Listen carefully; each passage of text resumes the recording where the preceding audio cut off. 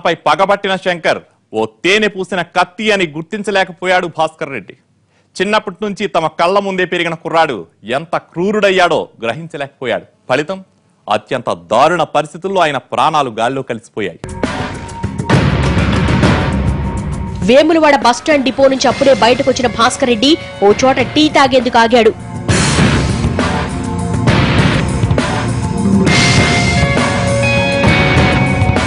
డ్యూటీకి సరిగా రావట్లేదంటూ ఈ మధ్య ఆయన్ని సస్పెండ్ చేశారు.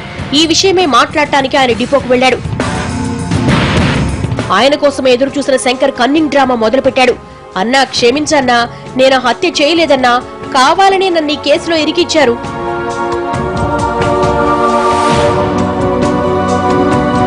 సర్లే అయితే ఇప్పుడేంటి అన్నాడు భాస్కర్ రెడ్డి. ఏముందన్నా, మన ఊరుకు రాక 6 నెలలైంది. అదన్నా అటు వెళ్లి మందు కొడుతూ మాట్లాడుకుందాం.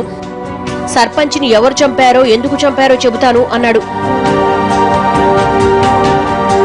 మందనగానే ముందు వెనక ఆలోచించకుండా ముందుకు దూకేవాడలో ముందుండేవాడు భాస్కర్ రెడ్డి.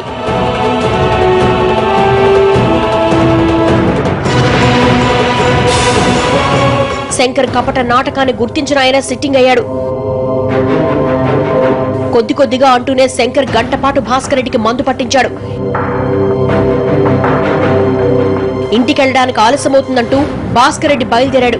ఇప్పుడు దొరక్కపోతే మళ్లీ దొరకడనుకున్న శంకర్ నేను నీతో వస్తానని నమ్మబలికాడు. మద్యం మత్తులో భాస్కర్ రెడ్డి మారుపాక వైపు వెళ్లసాగాడు.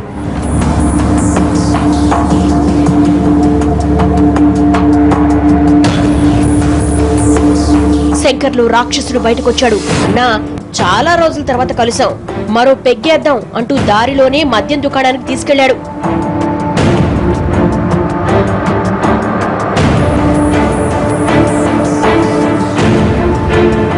అక్కడ పీకల్లోతు తాగించాడు. అవును, నిన్ను సస్పెండ్ చేశారట కదా, నాకు నక్సల్స్ తెలుసు, వాళ్లతో మాట్లాడి నీకు మళ్లీ ఉద్యోగం రప్పిస్తా అన్నాడు.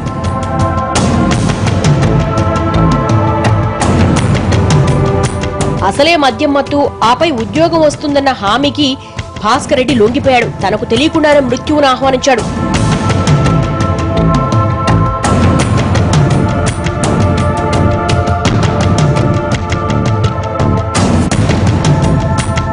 మత్తులో మునిగిన భాస్కర్ రెడ్డిని అన్నలతో మాట్లాడదామంటూ దగ్గరలోని అడవికి తీసుకెళ్లాడు.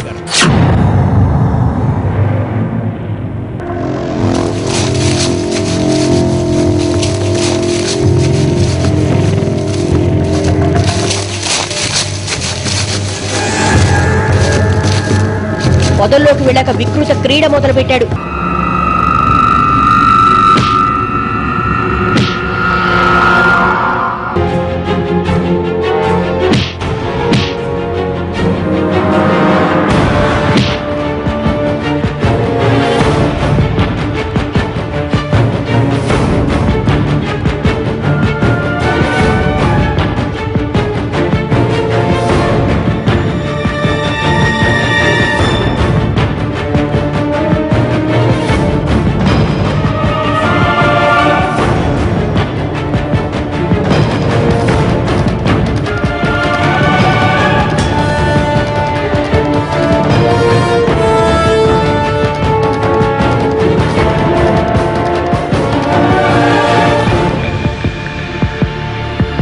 ఇది శంకర్ అరాచకాల పరంపర.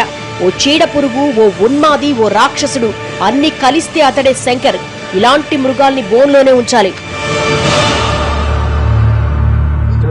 తల్లిదండ్రులు లేకపోవడంతో శంకర్ అడ్డదారులు తొక్కాడు. కనీసం వయసు వచ్చాకైనా మంచిగా మారి ఉంటే బాగుండేది. మరింత చెడిపోయాడు. హత్య చేసి జైలుకెళ్ళాకైనా బుద్ధి వచ్చిందా అంటే అది లేదు. కారణం, అతని మనసంతా మృగత్వం నిండిపోయింది. మార్పుకి అందనంత క్రూరంగా మారిపోయాడు. అలాంటి విపరీత మనస్తత్వం ఉన్న వాళ్ళను ఓ కంట కనిపెడుతుండాలి. బెదిరింపులు, దాడులు చేస్తూ ఉంటే పోలీసులకు అప్పగించాల్సిందే. పోనీలే అని వదిలిస్తే ప్రాణాలకే ప్రమాదమని హెచ్చరిస్తోంది ఈ కథ. ఇది ఇవాల్టి క్రైమ్ ఫ్యాక్టర్. రేపటి ఎపిసోడ్లో మరో వాస్తవ గాథను చూద్దాం.